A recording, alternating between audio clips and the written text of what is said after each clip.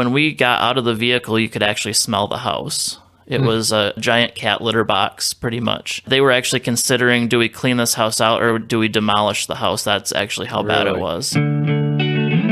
Welcome to the Rental Property Owner and Real Estate Investor Podcast, brought to you by the Rental Property Owner Association, providing benefits and services to real estate investors and rental property owners for over 48 years. With your host, Brian Hamrick from Hamrick Investment Group. This episode is sponsored by Green Property Management, managing everything from single-family homes to apartment complexes in the West Michigan area. Find out more at greenpropertymgt.com. Hello and welcome to episode 113. Today, I'm talking with two real estate investors who saw an unfulfilled need in the real estate investing space. They started a business to fill that need, and through that business, they've been able to find even more opportunities and properties to invest in. Joe Howard and Kevin Schultz are the owners of Junk King of West Michigan, an eco-friendly junk removal company. And they're also investors in single-family and multifamily properties. And we're going to talk about some of the opportunities that they've been able to discover through their new business. Joe and Kevin, thanks for being on the show. Thank you. Thank you for having us, Brian. Take me back to kind of the beginning. And Joe, I'll start with you. I mean, tell me a little bit about how you first started investing in real estate, kind of leading up to where you met Kevin. Okay. Well, just recently had just graduated college from Grand Valley State University with a legal studies degree in 2013 and knew that I wanted to pursue something in business and also have the opportunity and flexibility to be able to grow passive income. So doing some research in other MLM ventures, I realized that real estate was the most lucrative in regards to profits and also being able to flex my time with family members and friends. So while I was working overnight at a local nonprofit, I started to do some research in regards to creative real estate and how I could get involved in real estate using other people's money because as a recent graduate, I didn't have too much of my own money saved up. So I was motivating my mother at the time to do different things and be knowledgeable about real estate. And because that's one of my goals is to retire my parents.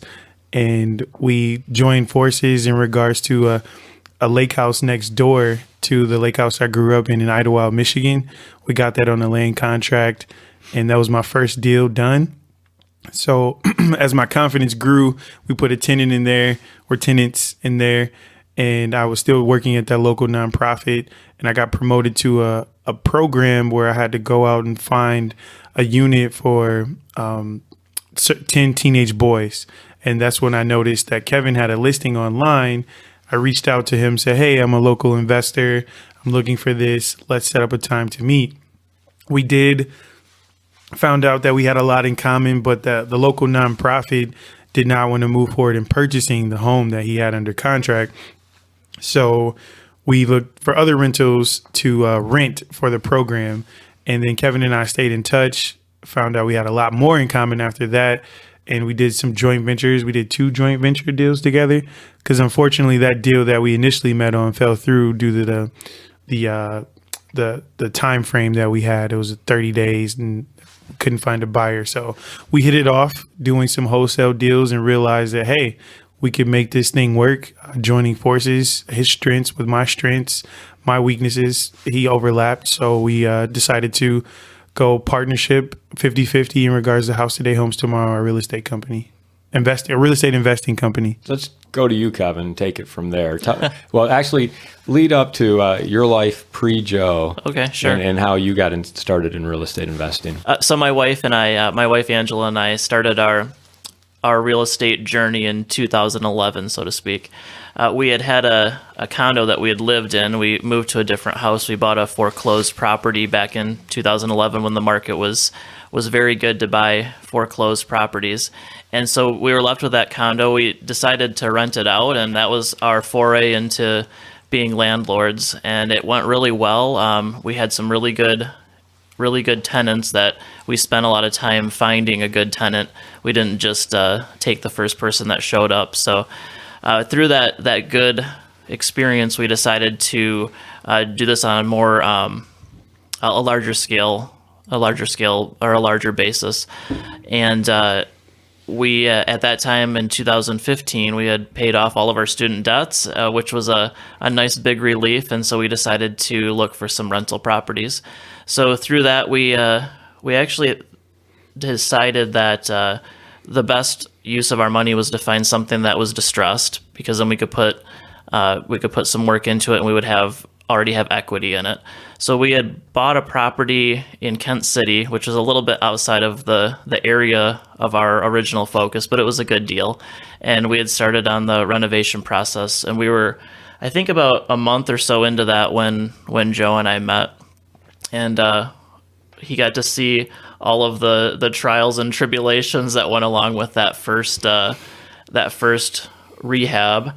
And through that experience, we decided to partner up on some deals. Let's talk about your partnership for just a little bit here, because we talk about partnership on the show and how that's a great way to leapfrog your way to success, partnering with the right people. What was it, Joe, that you saw in Kevin that made you say, hey, I'd like to partner with this guy? I love that he, like I said before, he complimented the weaknesses that I had. So a lot of times people don't like to expose their weaknesses. So his organizational skills, his vision, his patience.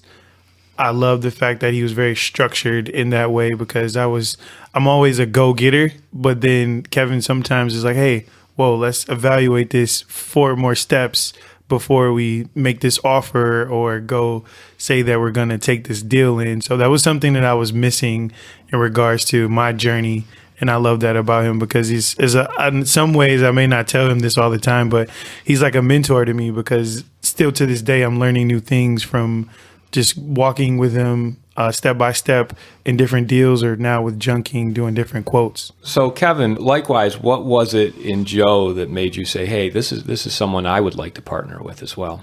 Well, as Joe mentioned, I'm somewhat of I guess I'd say an overanalyzer at times.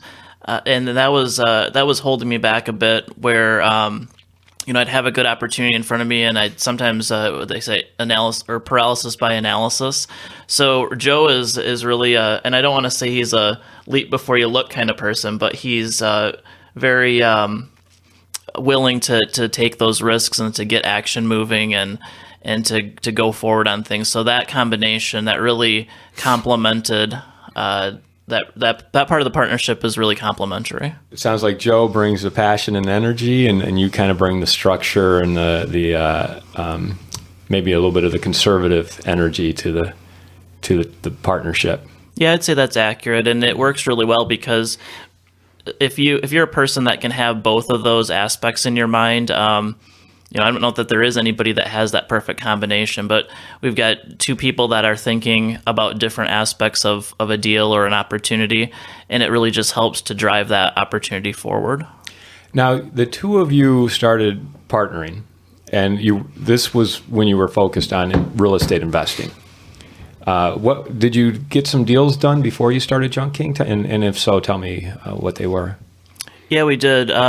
So I talked about the rehab that we did, and that was certainly an eye-opening experience. You watch it on TV, and it happens in 30 minutes or an hour, and it goes from a colossal mess to a pristine house, and they're making hundreds of thousands of dollars. And so it looks really good, but in reality, if anybody, I'm sure there are a lot of people out there listening that have experienced that, and it's not, if it was that easy, everybody would be doing it.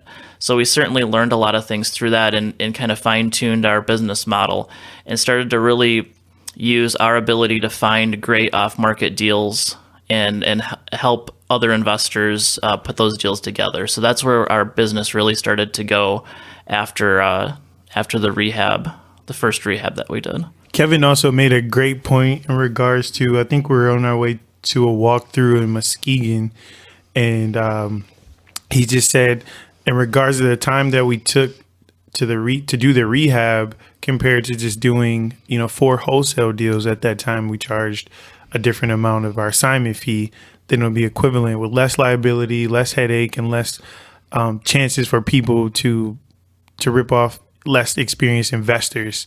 So we realized that was our niche, and we wanted to focus on that, specifically complementing the investors in West Michigan. And since then, 2016 was a great year from 2015, but we've doubled in sales and also the deals that we've done in 2017. Through the deals that you found through Junk King. Prior to Junk King, it was just a great year, but Junk King did augment that. We've done 3 deals since Junk King has started, going in knowing, and some of our team knowing that how a motivated seller is qualified. And then after we do the removal, I come in and follow up and say, hey, I hear that you're interested in a cash offer. Let's sit down over coffee and talk numbers.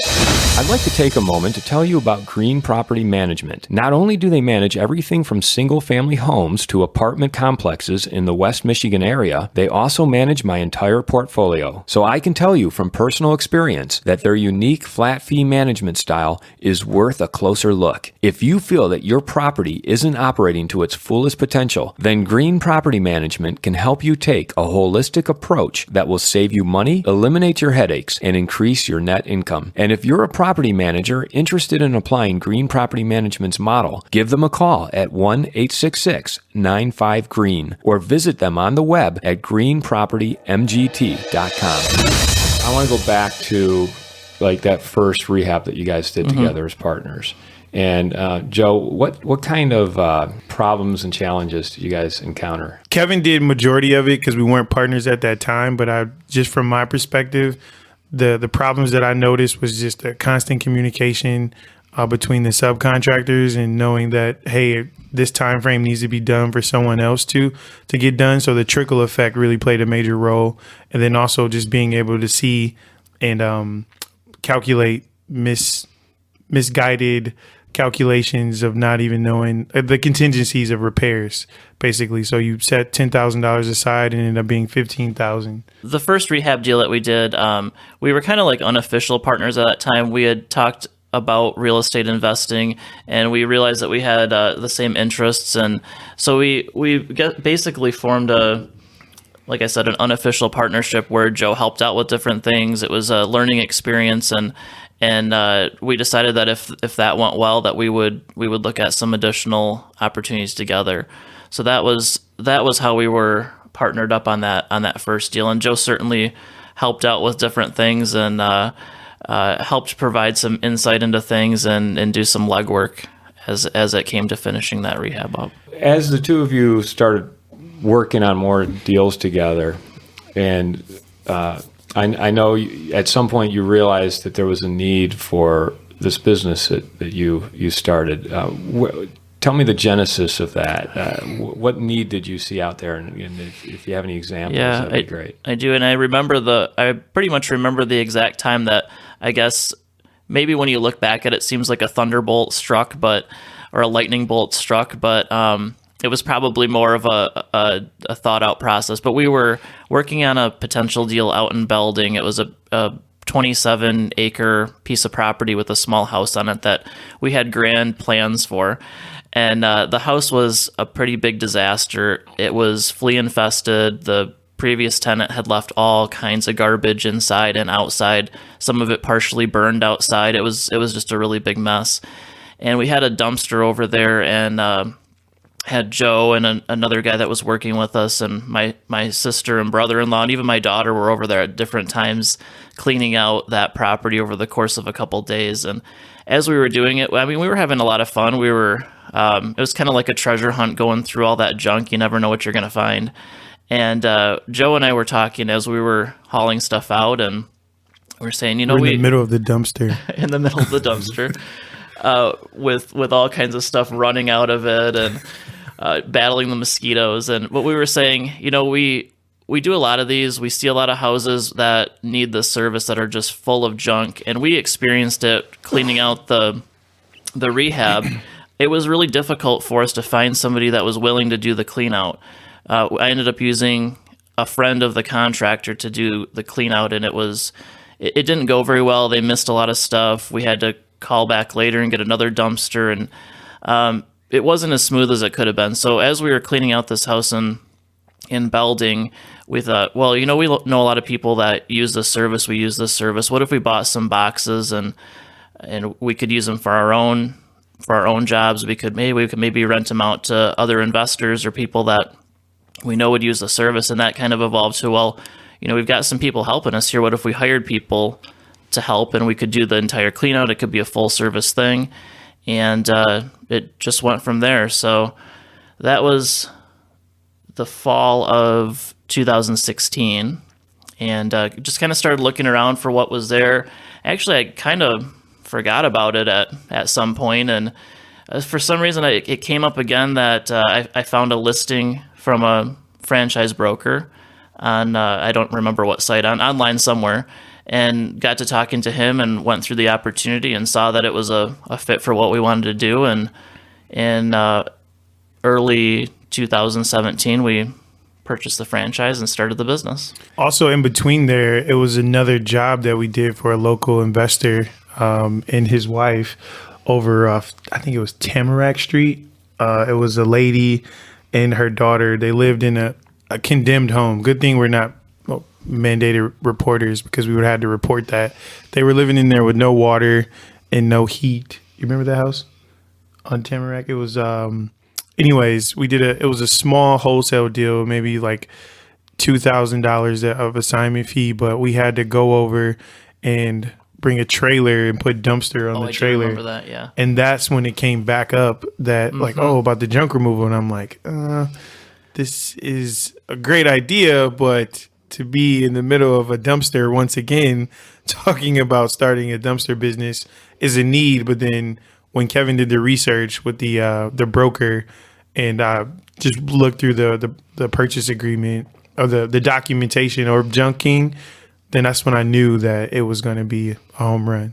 So a lot of people have these ideas. They say, hey, wouldn't it be a great idea to start a business doing this?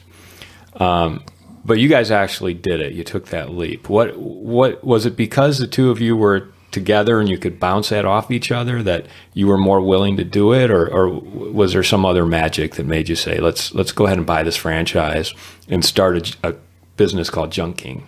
Well, I think everything's a process. And some of that process, I'd recently read some pretty good books, and I guess I can mention a book, right? Yeah, you can mention whatever you want. Mindset, and I would recommend that book to everybody that is listening. That's one of the best books that I've read, probably. I don't know if I'd say in my life. That might be a bit of a hyperbole, but it's a very good book. And who's that by?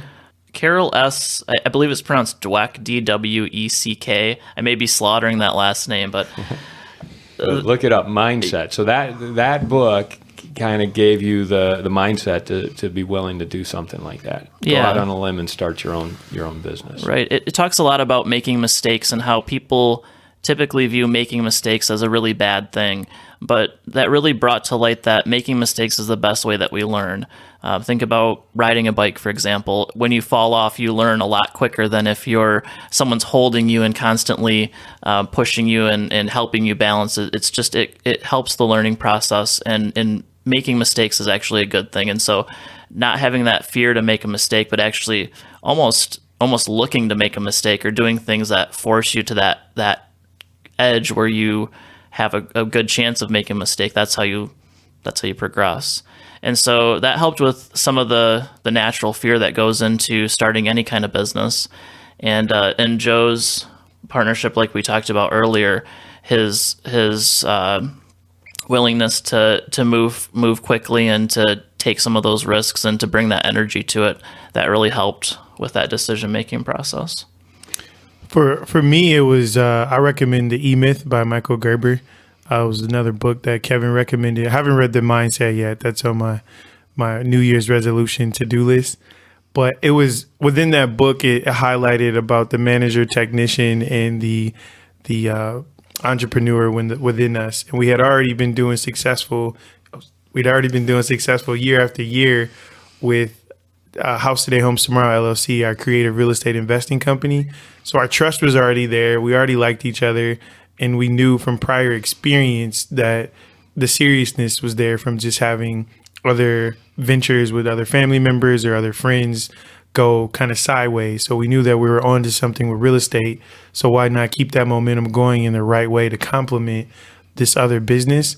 And lastly, I would just say just the confidence of going out there, because Kevin had really a lot of faith in myself, and it was in return. So we knew that we could do it. We had the confidence in each other, and we also had a confidence in just the business model because we had already seen with our own eyes the need for that service, and the support of the franchise as well showed us that they had done research in this market and saw that same need that we were seeing.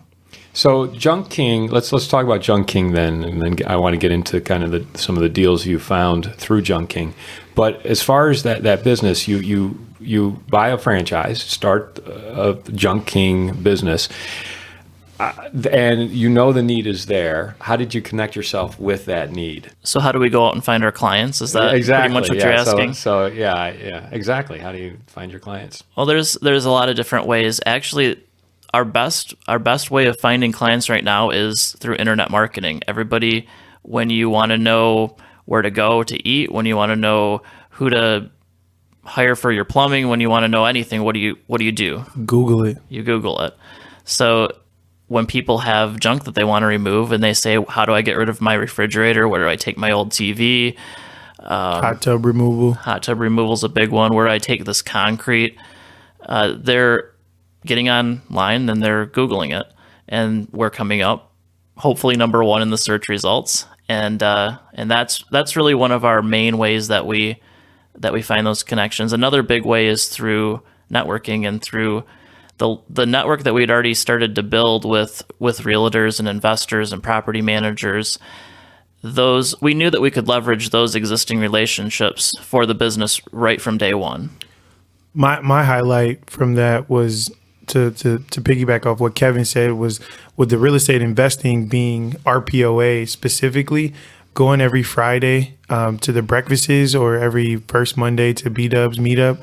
It was a prime opportunity for people who need the services that we've already experienced to say, hey, we're here now to augment your business, so you don't have to worry about taking off a weekend to clean out this rehab that you just started or a rental that someone tore up.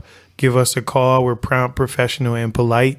Google our reviews because it's 2018 now and everyone is all about checking everyone else out online. And people have done that. And now we've had customers turn into clients and they love us. They promote us. What are some of the more difficult jobs that you guys have done? I think one of the ones that stretched us the most, certainly, and because it came early on, was we did a very large warehouse clean out over in the Holland area. It was about a 60,000 or so square foot facility. We ended up taking, if I remember the numbers right, about 110,000 pounds of scrap metal out of there, Yep. along with some things that were not able to be recycled as well. But that really made us stretch and figure out how to get it done. They wanted to have it done in a week's time, so we had to pull together all the resources, the equipment that was needed, the people that were needed. I think we had about 12 people on that job, and we were able to complete that in less than the time they had allotted. I believe 3.5, 4 days. Yeah, it was 4 days for that. Majority of the crew that we hired was family members, and it's a great opportunity of we exceed together, and you can't do things alone in this life. So we knocked it out above their expectation. We exceeded their expectation, and they brought back more jobs and tried to get us to go to another state to do another job. They wanted us to go down to Kentucky to do a job, but that was that one. That one we would have done that if it had worked out right for us and worked out right for them. But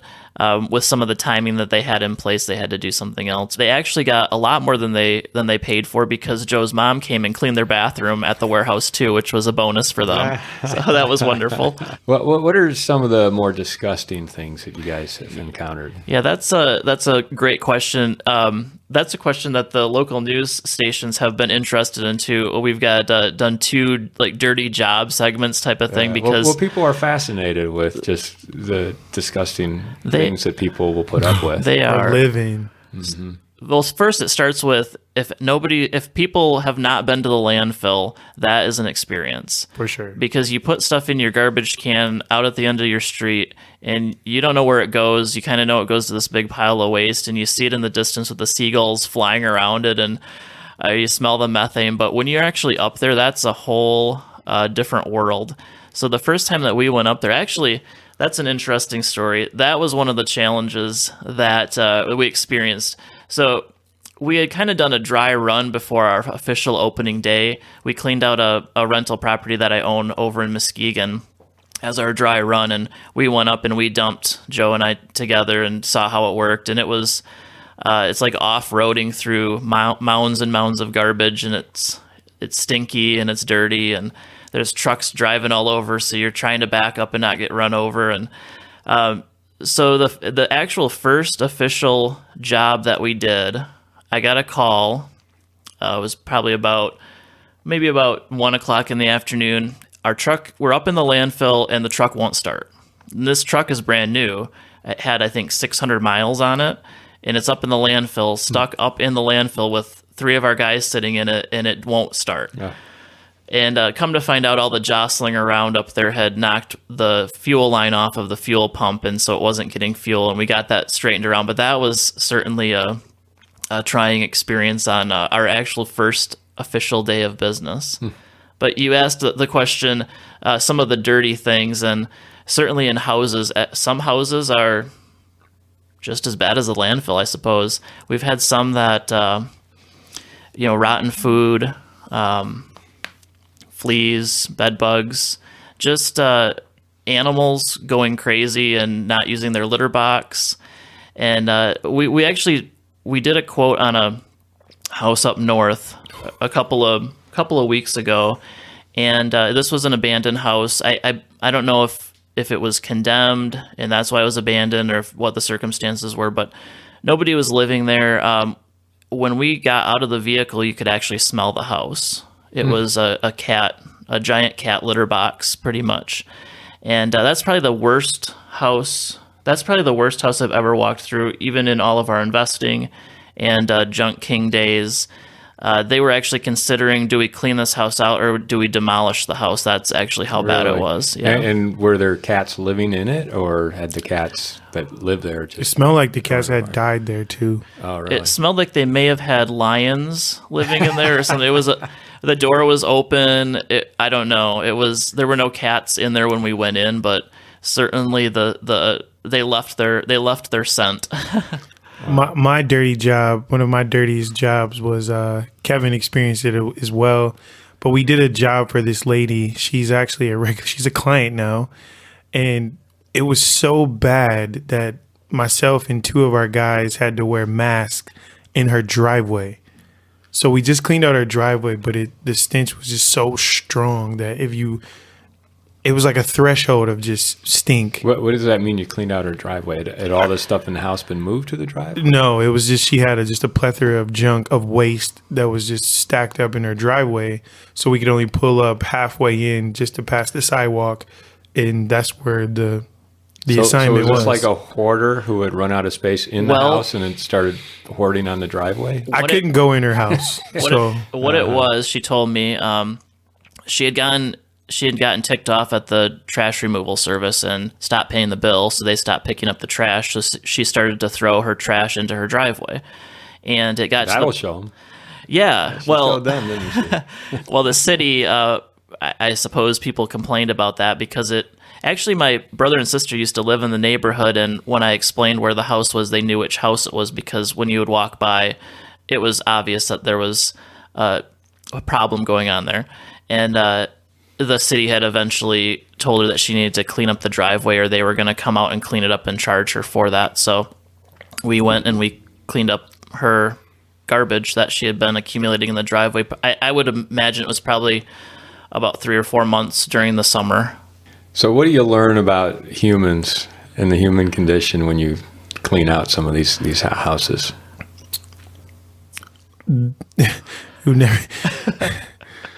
You'll be speechless sometimes, and some things will never go away from your memory. Also, we are very interesting creatures in the environments that we can survive in, because I've seen a lot, and I'm probably not done seeing some of the stuff that's awaiting us this year in 2018. You're going to walk into a house that has fleas or bed bugs. What do you guys do to protect yourselves when you walk into these houses? Well, we've got shoe covers, so we're not tracking the whatever it is back into our truck. What we really try to do is just get it in the truck and get it right to the landfill, and then we'll wash the truck out. So we're just trying to keep from spreading any kind of bugs into our warehouse, because we do have a warehouse where we take 60% of the stuff that we take back, We recycle it, we repurpose it, we donate it. We do a lot of donations to Family Promise, and they take a lot of furniture. So we can't have any of that kind of stuff in our warehouse because we don't want to spread that into the donatable furniture. So we just really try to get it to the landfill as quickly as we possibly can. And our team is trained up on that. So if we did a bed bug infested home and we have 2 other jobs after that, they know to call those 2 other jobs. Hey, we're running a little late because we have 30% of stuff that is just unsalvageable, and we'll be running just a little behind because we need to properly expose of this. So you're going to make sure Dispose. if you're cleaning up a house or a property that has fleas or bed bugs, you're going to make sure it's all gone to the landfill and you guys are all cleaned up before you go to the next For job. sure. So Right. you're For not sure. tracking it to the next Right. job. Exactly. Yeah, if there's an investor that knows that there's a bed bug problem or a flea infestation, we really like to know that ahead of time so that we can prepare our guys for what they're going into and that they can schedule it accordingly. And if there's hazardous waste, we've done jobs where some dogs have passed away, and we've noticed that there's some muck on the carpet and black mold starting. Then that's something that we don't do, but we have partners that we can refer out to get that done, and then we'll come in and haul away all the unhazardous waste that's left. So you have other people. So if someone has a hazardous waste or an issue like that, they can still work with you Yes. to remediate it. But you bring in subcontractors. basically. Yes, professionals to have the hazmat suits and certified and trained. What about meth? Have you ever cleaned out a meth house? We haven't, and we're not certified to do that. So that's where we would refer that to someone else. So if they come in and they remediate it, we can take away the things that are not hazardous. But when it comes to chemicals, we're not licensed to haul it is the problem. And so it's just not really in our business model. And there's enough people that we work with that can do that kind of thing, that are professionals and know what they're doing, that we can just have So you them. can recommend some We can, yeah. good company. Yep. So just so we're clear for people in West Michigan who are listening, if they have an issue with bed bugs or a house that has bed bugs, fleas, that kind of thing that needs to be cleaned out, you guys are capable of handling that. Yes, we are. Okay. And you enjoy it. We enjoy taking any kind of junk. To an extent. Off the record. Well, one mistake, we went through a apartment complex in Lansing like 3 or 4 years ago, and we had it under contract to purchase. And as we were doing our inspection through all the units, the residents would come up to us and they'd say, "Well, we have bed bugs here." And one woman actually brought us like a jar where bed bugs that she had caught. Wow. So then you look outside and you see that some of the previous residents who had been evicted or whatever, they had left their furniture out by the dumpster. But as soon as they would put their furniture out there, other people would come and take it. So the bed bugs were all through the apartment complex, which created a huge problem. And this is a property that I know someone else ended up buying because we walked away from it. But someone else bought it, and they cleared it out. And I'd assume by this point they probably got rid of those bed bugs and rehabbed all the units. But boy, I mean, if you have an apartment complex or a multifamily, that's the kind of thing that spreads, and you want to get rid of all of that stuff. You don't want to put it on the curb because you never know if other residents are going to come pick it up and bring it back into the property. And see, that's a great segue to highlight the dimensions of our truck, which is 12 by 8 by 5. We like to tell contractors and investors is equivalent to a 20-yard dumpster because of the way that our team plays Tetris in the truck and stacks and fits different smaller pieces of a table or something that we can break down into the truck. But then if there is a problem of say like a 1,200 square foot house, we can clean out majority of that within a truckload or two, just to be able to haul away if it's all hazardous stuff, if it's infested like that. So you guys can be real efficient in the way you stack the truck and Yes. minimize the amount of time it takes and the amount of space how many trips you're going to have to. Exactly. And we only charge based upon volume. So the contractors or investors don't have to worry about if we're there for 3 days or, 6 hours. It's still the same price. There are a few things that we have an additional labor charge for. So if you want we'll do some demolition too. We'll take out cupboards, cabinets. we'll rip up carpet. We'll do things like that. If we're doing a job where we're doing some light demolition, there is a little bit of a labor charge involved too. We tear down a lot of sheds, a lot of small sheds get torn down, but everything else is a flat rate based on the volume of the truck that you're filling up. And our guys have a really good system, so they can do it really quickly, really efficiently, stack the truck really efficiently, and get on and get you ready for your renovation or to move in the new tenants or whatever the case may be. So tell me about some of the deals that you guys have been able to pick up through the Junk King and trashing out people's homes. One deal we did over in Norton Shores, it was a hoarder clean out. The 4 siblings had a dad that had developed dementia. Their mom had passed a few years prior, and he was going into a nursing home, and they cleaned it out. It took us 2.5 days to clean out this house, plus the garage and upstairs. And one of my guys who knows how motivated sellers work brought it to my attention, and I followed up on that last day and talked to one of the siblings and told her, say, hey, we could do this deal in regards to a cash offer, close quickly. And an investor did a walkthrough. We got it under contract that day, and I think it took us maybe 10 days to close. And they were really happy because all of them were in their up in age in the, like early 60s, late 50s, and they already had grandkids and other kids and houses to worry about. So they just wanted to take care of that, split the profit, and move on. So we were able to add value to them. The most recent and the best deal that I'm proud to say about the collaboration of both businesses was with a realtor. He was referred to us by another realtor investor friend in my network off social media, Snapchat. And he came to us and said, hey, this is a quote that we need done. This lady's dad had developed a stroke, or he had a stroke, and he didn't have any health insurance. The lady had a full-time job, 2 children, a husband, and a house over, I think, in Dorr, Michigan. And they needed the deal done, but they did not want to wait to get top dollar from this big-time realtor in town. So he knew it. He had a cash buyer that could only go up to $75,000.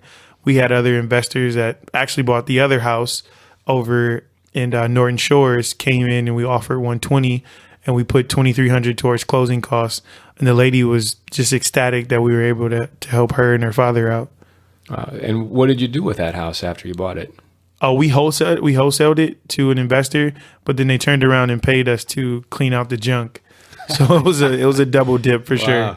Yeah. So what we found with as our investing careers have progressed to, like Joe was talking about earlier, it's the dollar per hour, and our ability to find those deals is what we're really good at, and that's what we're trying to leverage with what we're doing with House Today, Homes Tomorrow, and now the addition of Junk King is just another avenue for finding some of those off-market deals.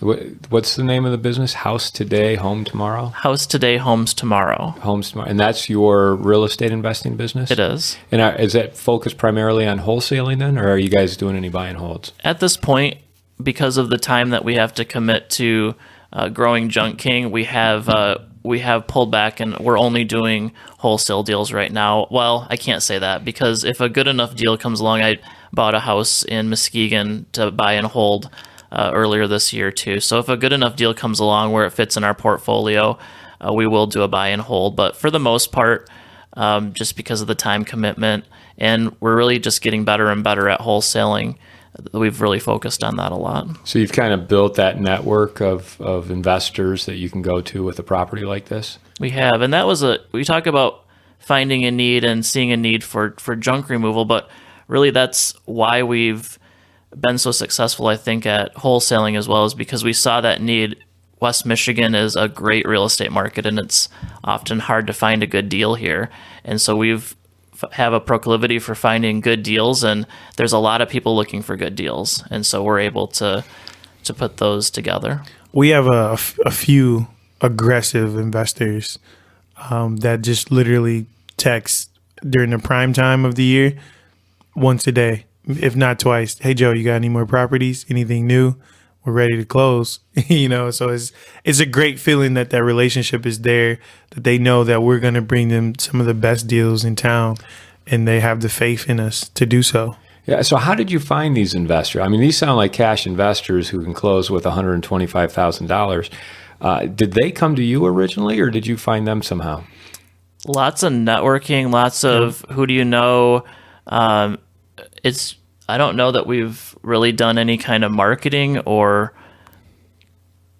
any kind of advertising for those investors. It's just been who do you know kind of stuff. Go back to that wholesale deal you did. It sounded like you had an investor who was able to close with cash at 125.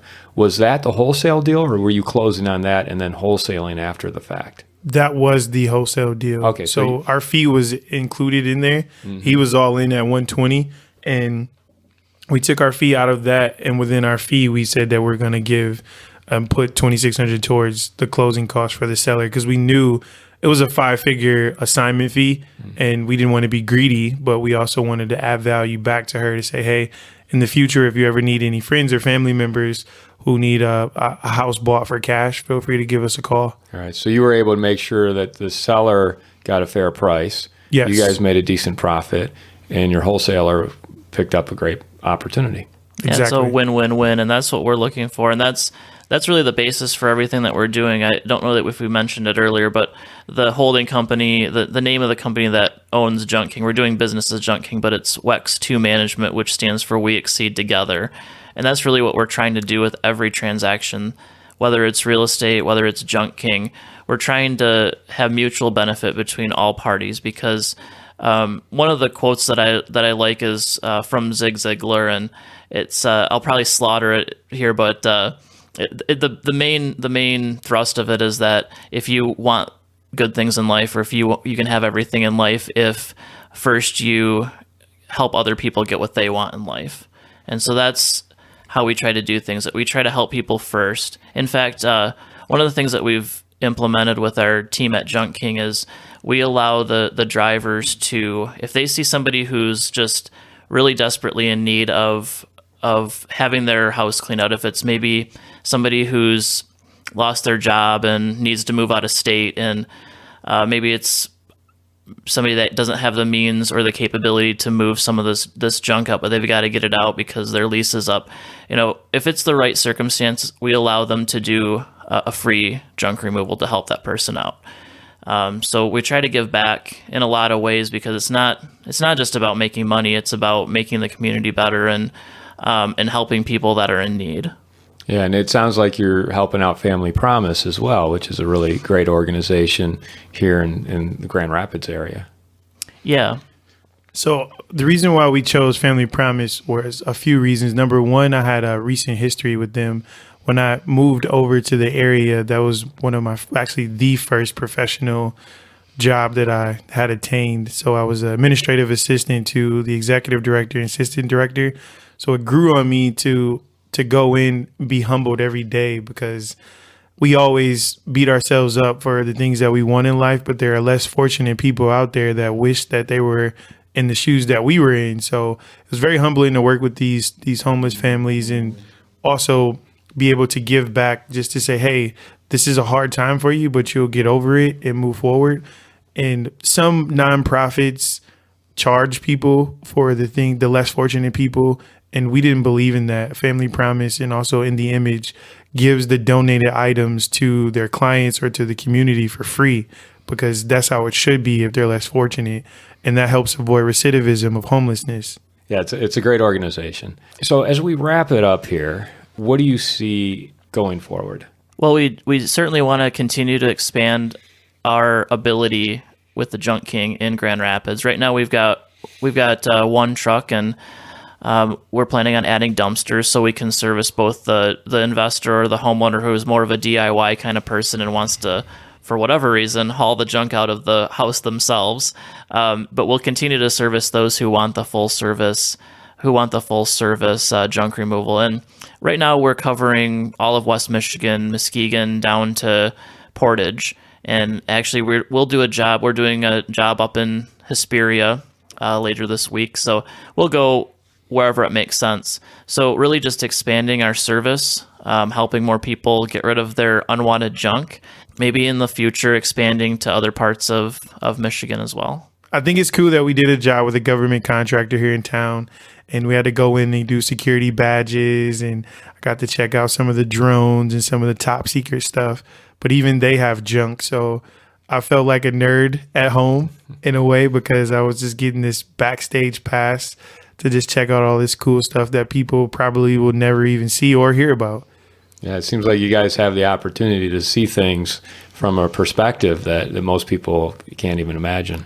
Yeah, it's really interesting. We've had a lot of people that want to just ride along with us just to see what it's like, and not even get paid, just because it's fun. It's like a treasure hunt, and some of the jobs are pretty bad, but that's probably in the minority. Most of the stuff is just normal people that have a garage full of stuff, or have a backyard that needs to be cleaned out, or a basement that's been accumulating a lot of things. So it's like a treasure hunt. One person's trash will always be another person's treasure. And I don't like to say man, because that's sexist to me. Seriously, because if you think about it, I've had some stuff that's in my home now that came from a lady who had a condo in Grand Haven. There's a TV stand. And I purposely loved that TV stand because of our 20-month-old son can't get to the movies or the game system that I have in there. So it's a prime example of a treasure that we got from a lady that I am indebted to, because we didn't have to take it to the landfill. Another time, it was a couple from the Bridgewater condos. They were moving back to Jamaica and had a lazy boy sofa with 2 pockets on each side, and also a leather couch that's just phenomenal. I fell asleep on it last night, and they're in Jamaica living it up, and I'm back home sleeping good on my couch. That's great. And maybe we've been in business for a little bit more than half a year, so we found some pretty cool stuff. And a lot of times people say, when we're hauling something out, hey, you can maybe give this to someone, or they realize that there's still some value in it. They just don't have a need for it. But some of the other franchise locations have some pretty cool stories of things that they found. Some of the best ones that I've heard so far is one of the franchise down in Cincinnati. I was down there a few weeks ago for business, and they toured me around the warehouse, and there was a hood of a NASCAR car, like a real NASCAR car, autographed by somebody threw that away, sitting there. They had, but the neatest thing that they had found was they actually found a genuine Civil War map that people were throwing away, and somebody there recognized what it was, and they had it authenticated, and it was a real genuine map. So that was pretty cool. What a great find. Mm-hmm. I'll put that in I mean, locally, we've gotten kayaks here, different ladders. We have an old cash register at the warehouse. My executive desk in my office came from that Holland clean out, which is, I still get compliments on that today. I mean, someone paid us to take that away and thought it was junk. And I clean it probably once a week because I love it. Wow. So can people come to your warehouse and buy things from you? Well, we typically like to donate things, but if there's something that somebody is looking for, we can often keep our eyes open for different things. A lot of the time people don't know what to do with paint, and we find that a lot, and so we like to just pass along a good tip on how to get rid of that, because you can't throw it into your garbage. So we actually have a paint disposal guide and a hazardous chemical disposal guide that we give to our clients if they want to get rid of it themselves. And I guess probably the easiest way to find is if you find me on LinkedIn, send me a LinkedIn request, and then you can see my posts, and it's posted in there. But what you do is take the paint, put it into a box is the best thing to do. Take a box, put a plastic trash liner in it, dump the paint into there, and then mix into the paint some kitty litter or some sawdust or some sand or something like that. Let the paint dry, and then you can throw it away in your garbage. So we like to add that helpful tip to people that don't know what to do with the hazardous stuff that we can't take. Great point there. So how would people get a hold of you then if they needed the service of Junk King? The best way to do it is call our 800 number, 1-888-888-JUNK, and they'll call our customer service center, and they'll schedule an appointment. Usually we can do an appointment within 24 hours. The other way, they can log on, they can get online and go to junk-king.com, and they can schedule an appointment online. You'll save $30 if you book online. Well, Joe Howard and Kevin Schultz, thanks so much for being here today and for sharing your experiences with Junk King and some of the opportunities you've been able to find in wholesale. It's been a great conversation. Thank you. Definitely. It's been a pleasure. Thank you very much. This episode was sponsored by Green Property Management, managing everything from single-family homes to apartment complexes in the West Michigan area. Find out more at greenpropertymgt.com. You've been listening to the Rental Property Owner and Real Estate Investor Podcast, brought to you by the Rental Property Owner Association. You can find out more at rpoaonline.org. If you enjoyed this podcast, please go to iTunes to subscribe, rate, and review.